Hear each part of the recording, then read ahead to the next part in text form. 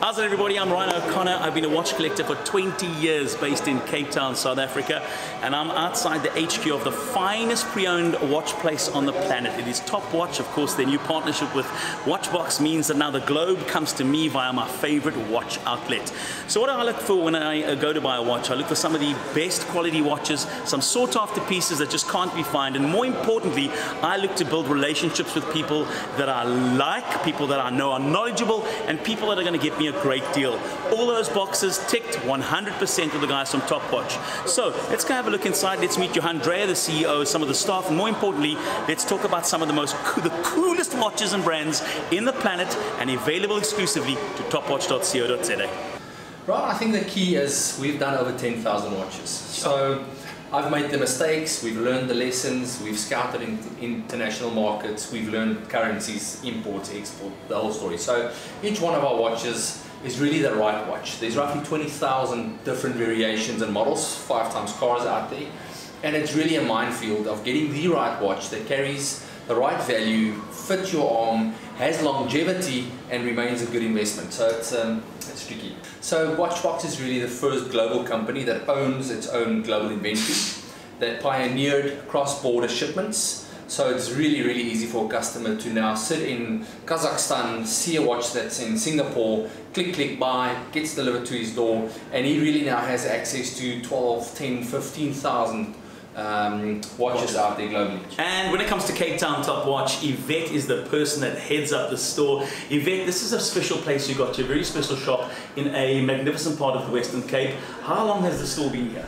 So the store has been here since the early 2016. Okay. Personally, I've only been here for less than a year. So the watch industry for me is very, very new. And it's the most interesting, exciting industry that I've ever worked in. I mean, it's evolving. The South African market is ready and ripe for second-hand watches. I'm really enjoying this. It's really, really interesting. And obviously you can see the relationship that you need to have with clients that are returning clients, and a large portion of the clients that you got are returning clients. You've built a relationship with them in the space of just a year. You'll find that somebody that comes today to purchase something that they're dying to get their hands on, 2 months time from now, especially the watch nuts like myself, and you know this, in 2 months time there's something else I want. Yvette, what's happening? Phone Yvette, you send me more pictures. I need to see what. That's the kind of culture I think that we have in Cape Town, but I think that's the watch culture in general. Absolutely, yes. So we've got so we've got the benefit of being able to trade in your old pieces. So people end up spending hundreds of thousands rands for a watch, trade it in a few months, and in essence he paid a few grand to wear a top-end watch for a year or 2 years 100%. Or 3 years, trade it back. The money essentially comes back to him, but they generally just put it in another awesome piece because people do not get enough. But the relationship is key. You know, people, South Africa's second-hand watches has never been a big thing. All over the world, it's getting bigger and bigger. But now, South Africa, this is the baby. It has started. Topwatch has started used watches in South Africa, and people out there that's used to going to new authorized dealerships, buying from them, do not yet trust or know the second-hand market. So relationship is key. Walk in here, speak to Ashley, see what he's doing, speak to us, look at the pieces that we've got, look at the operation that we've got, you know, and people that walk in start to trust us, they start to know us, and they do not buy one watch, as you say. They come back, we become friends, and we've got watch collectors that know us really well. And we get, every month, we get new people who used to pay thousands and thousands of rands for brand new watches, and they come in here and they cannot believe that you can get the same piece in 100% refurbished condition, looking like a brand new watch for a fraction of the price. Absolutely. It opens up a whole new world for people to wear luxury watches that they were not previously able to wear. It's fantastic. I'm at Topwatch talking to the man that pays the bills. He's the man responsible for finances at Topwatch, and of course a man that gets to see on a daily basis how the market is looking. Roland Rodriguez, it's great to have you in Cape Town, and great to be chatting about watches and how the watch industry has just grown in leaps and bounds. You seeing this to the degree where you know, you're getting hundreds of thousands of rands worth of pieces, and or millions in the space of 4, 5, 6 watches. I mean, we were talking about watches that literally a handful of them would equate to 5 or 6 million. This is the kind of currency we're talking about. It's a very, as well as it being obviously an investment for people, for the purchaser, it's a massive financial almost industry as well. Mm-hmm. Look, it's the third largest purchase most people will make. It's your car, your house, and then if we manage to do our jobs right, your watch.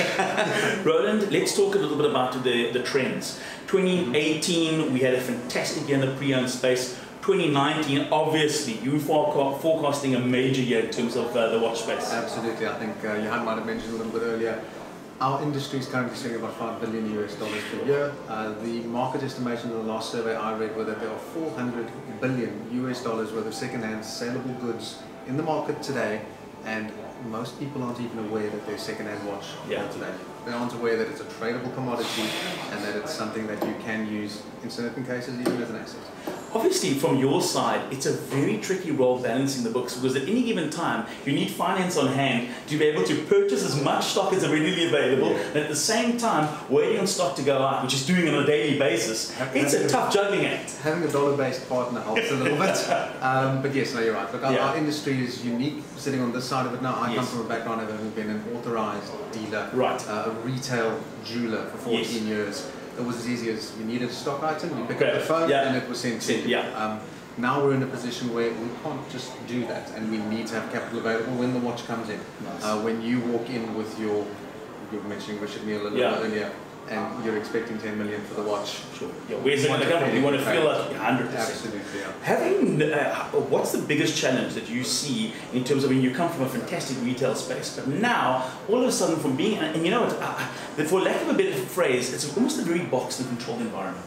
You know, everything goes by the book, it has been forever, everything about it is boxed. Customers do not want that boxed experience anymore. They want an experience that is adapted to their needs. They want stuff that is available to them, that nobody else can. And dealerships, no given dealership handles every brand. You know, certain dealerships have only X amount of brands. Now I've got to find another dealer, another relationship, should I want to get into another brand. You all of a sudden don't have those limitations anymore. Going into a dealer and finding it doesn't have the stock you're looking for in any given day. 100%. That's exactly right. Look, I think the authorized dealer 10 years ago was the darling of the watch industry. We were wined and dined and flown all over the world. That has changed dramatically. Most authorized dealers are complaining about how they cannot get stock of the pieces they need. Where you'll probably find we have more Rolex sports models in stock than what any Rolex authorized dealer in the country has.